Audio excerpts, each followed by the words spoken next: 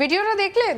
এক গলিপথে একাধিক লাইন দিয়ে একদিকে লাইন করে দাঁড়িয়ে রয়েছে গান হাতে নিয়ে বাংলাদেশের বর্ডার সিকিউরিটি গার্ড, আর তার থেকে এক হাত দূরে গান নিয়ে দাঁড়িয়ে আছে ভারতের বর্ডার সিকিউরিটি ফোর্স।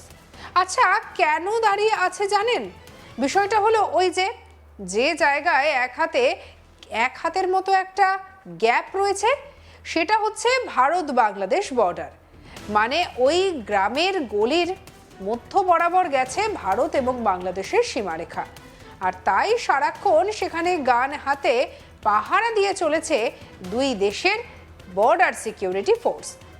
আর সেখানে কেউ যাতে কারোর সীমানায় ঢুকে পড়তে না পারে তার জন্য অনবরত টহলদারি চলছে।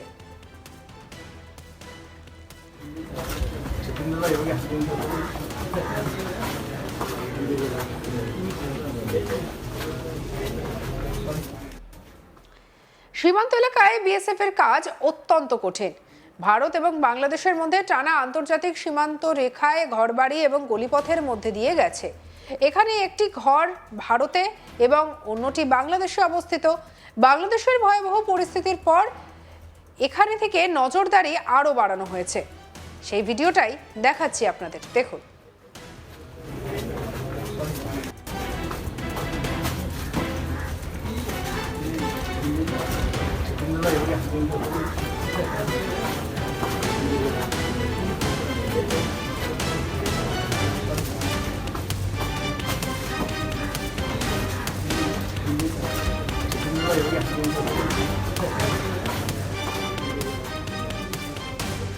আর বর্তমানে বাংলাদেশে যা পরিস্থিতি তার নতুন করে বলার কিছু বাকি নেই। বর্তমানে বাংলাদেশে বেড়েছে মৌলবাদীদের দৌরাত্ম্য, ফের একবার অশান্ত হয়েছে বাংলাদেশ। জুলাই আন্দোলনের অন্যতম নেতা তথা ইনকিলাব মঞ্চের মুখপাত্র শরীফ ওসমান হাদির মৃত্যু ঘিরে বাংলা একেবারে সোনার বাংলা বদলে গিয়েছে রক্তাক্ত বাংলাদেশে। কার্যত গৃহযুদ্ধ শুরু হয়েছে প্রতিবেশী দেশটিতে। অগস্ট 2024-এর আন্দোলনের অন্যতম মুখ ওসমান হাদির মৃত্যু ঘিরে হিংসা ছড়িয়ে পড়েছে বাংলাদেশে। রাস্তায় জ্বলছে আগুন, দিকে দিকে অবরোধ, আর এমন অবস্থায় বর্তমানে বাংলাদেশে। তবে এরই মধ্যে হিংসার শিকার বাংলাদেশের সংখ্যালঘু হিন্দুরা। সেই সঙ্গে বাংলাদেশে ভারতীয় দূতাবাসে হামলার চেষ্টা, ভারতের 7 সিস্টার্স হিসেবে পরিচিত উত্তর পূর্বাঞ্চলীয় রাজ্যগুলিকে বিচ্ছিন্ন করার হুমকিও দেন বাংলাদেশের প্রতিবাদীরা। এহেন পরিস্থিতিতে প্রাণ বাঁচাতে বাংলাদেশ থেকে ভারতে পালিয়ে আসতে বাধ্য হচ্ছে হিন্দুরা।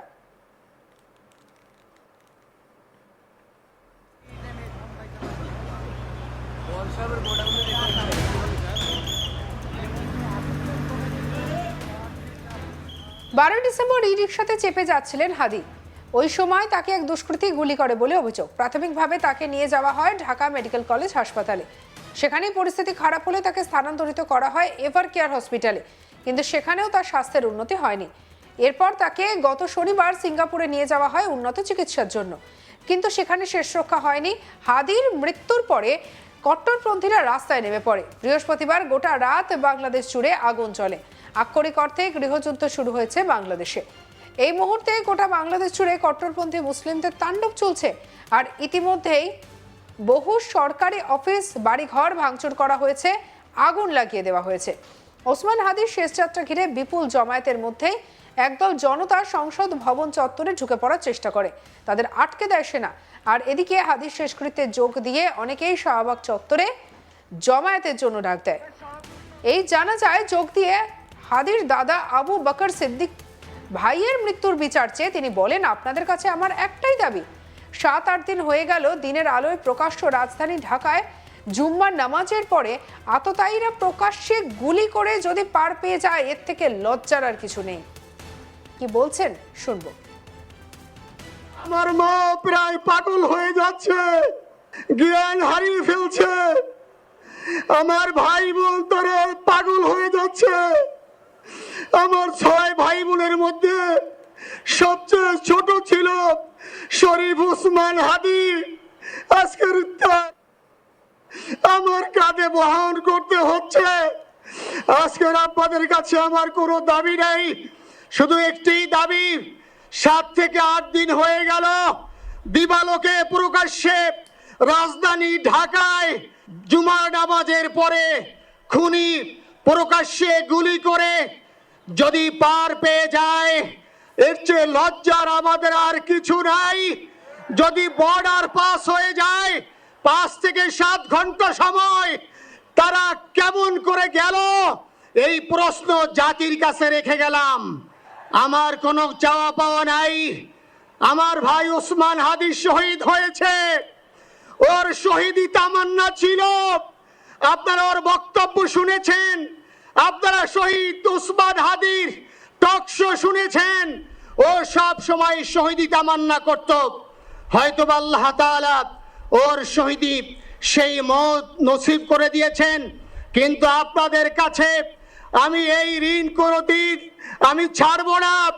আমার ভাই শরীফ ওসমান হাদির বিচার যেন প্রকাশ্যে এই বাংলার জমিনে আমরা দেখতে পারি। ভাইরা আমার, 7-8 দিন হলো, এখনো পর্যন্ত আমরা কিছুই করতে পারলাম না। বাংলাদেশের জাতীয় গণতান্ত্রিক পার্টির সহ সভাপতি রাশেদ প্রধান প্রতিবাদ মঞ্চে দাঁড়িয়ে ভারতকে হুঁশিয়ারি দিয়ে বলেন, হাদির ওপর যারা হামলা করেছে হিন্দুস্তান তাদের আশ্রয় দিয়েছে, তাদের ফেরত দিতে হবে। তারপরে হিন্দুস্তানি সরকার অফিসিয়াল বিবৃতি দিয়ে জানিয়েছে যে ভারতীয় দূতাবাসে কিছু চরমপন্থী এসেছিল। ভারত সরকার আমাদের চরমপন্থী বলতে চায়। আমি ভারত সরকারকে বিনয়ের সঙ্গে বলতে চাই, বাংলাদেশের পক্ষে আমরা সবাই চরমপন্থী। কি বলেছেন শুনবো। আমার ভাই হাদি বলেছিল, শহীদ হব কিন্তু ভারতীয় আধিপত্যবাদের সামনে মাথা নত করব না। আমার ভাই হাদি কথা রেখেছে। আমার ভাই হাদি তার জীবন দিয়েছে। আমার ভাই হাদি শহীদি মৃত্যুকে বরণ করেছে। কিন্তু আমার ভাই হাদি জুলাইকে বিক্রি হতে দেয় নাই। আমার ভাই হাদি ভারতীয় আধিপত্যবাদের সামনে মাথা নত করে নাই। সঙ্গে রাখুন আজ তাক বাংলার ইউটিউব চ্যানেলকে লাইক, কমেন্ট, শেয়ার, সাবস্ক্রাইব করতে ভুলবেন না।